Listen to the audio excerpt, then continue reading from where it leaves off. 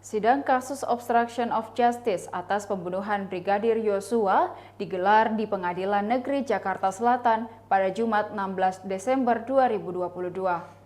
Sidang kali ini merupakan sidang untuk terdakwa Irfan Widianto.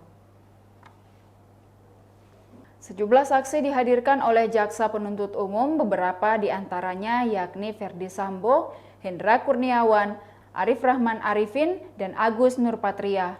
Namun sejak di depan pintu masuk ruang sidang, tampak Ferdy Sambo tak sedikit pun melihat ke arah Hendra Kurniawan yang merupakan mantan anak buahnya di divisi Propam Polri.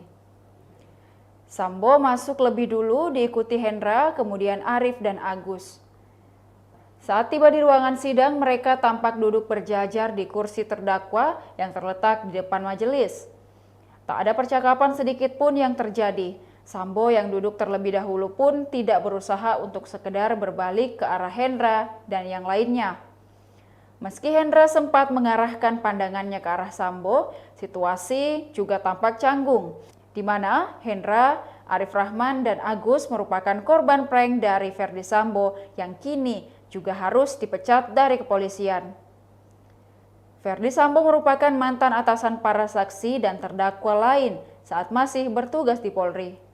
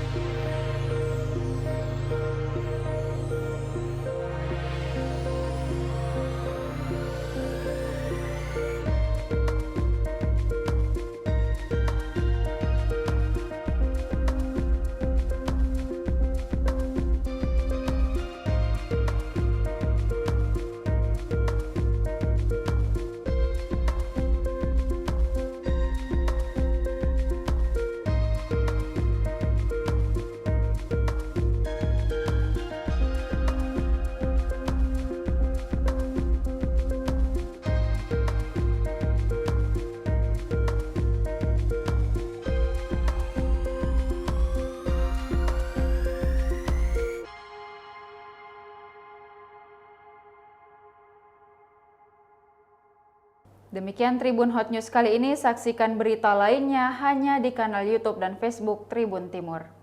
Terima kasih sudah nonton, jangan lupa like, subscribe, dan share ya!